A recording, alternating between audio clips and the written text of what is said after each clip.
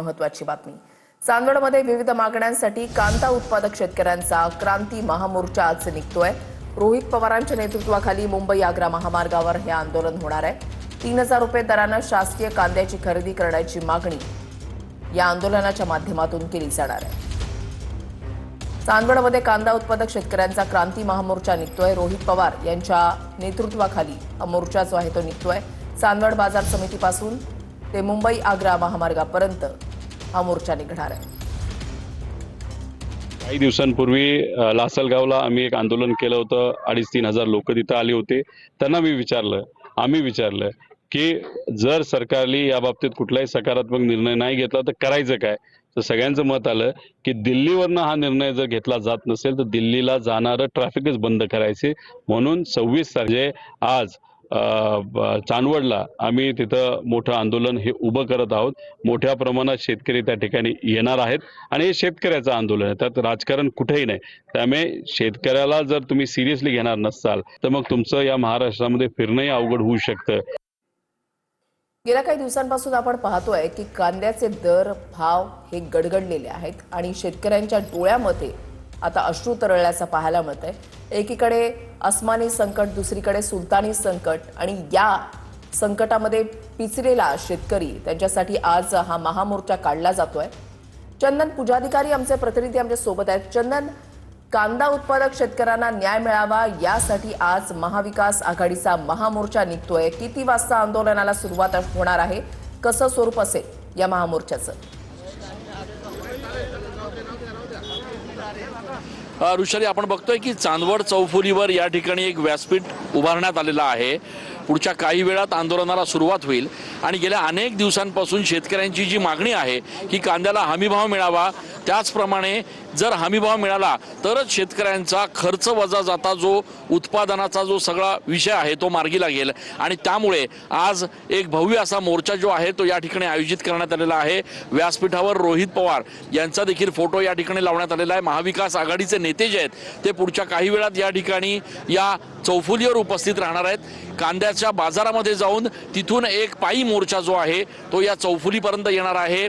चक्काजाम आंदोलन करत या ठिकाणी आंदोलन केलं जाईल आणि एकूणच कांद्याला 3000 रुपये हमीभाव मिळावा अशा पद्धतीची मागणी केली जाईल। सरासरी जर आपण विचार केला तर शेतकऱ्यांचा सध्या एकरी खर्च सुद्धा या ठिकाणी कांद्याचा निघत नाहीये, उलट त्यांना तोटा सहन करावा लागतोय। अशा परिस्थितीमध्ये शासनाने काल असं देखील सांगितलं की 1580 रुपये प्रति क्विंटल हा शासनाचा दर आम्ही लागू करतो, मात्र तरी देखील या ठिकाणी हा खर्च निघत नाहीये। आणि त्यामुळे आज हा जो काही मोर्चा होतोय या मोर्चामध्ये प्रमुख 2 मागण्या केल्या जातील। पहिली म्हणजे शेतकऱ्यांना 3000 रुपये हमीभाव मिळावा आणि दुसरी मागणी म्हणजे जो माल विकला गेलेला आहे त्याला सुद्धा आता 1500 रुपयांचं अनुदान मिळावं। या 2 मागण्यांसाठी हे आंदोलन जे आहे ते चौफुली महामार्गावर होणार आहे।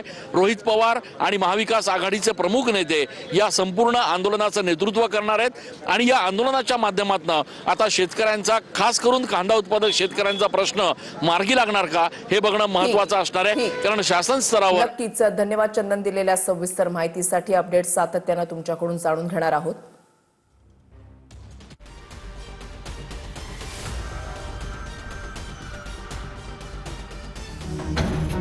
शेतकरी आपल्या विविध मागण्यांसाठी रस्त्यावर उतरणार आहेत।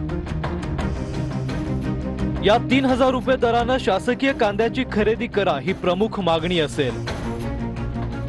तसंच विक्री झालेल्या कांद्याला 1500 रुपये अनुदान द्या ही देखील प्रमुख मागणी करण्यात येणार आहे। यावेळी आमदार रोहित पवारांच्या नेतृत्वाखाली आंदोलक मुंबई आग्रा महामार्ग रोखून धरणार आहेत। दरम्यान शासकीय कांदा खरेदीच्या दरात 3 रुपये 45 पैशांनी वाढ करण्यात आली आहे। याआधी 12 रुपये 35 पैसे दराने उन्हाळी कांद्याची खरेदी केली जात होती।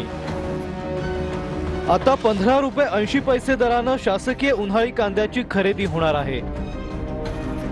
1580 रुपयाने कांदा खरेदी केला जाणार आहे।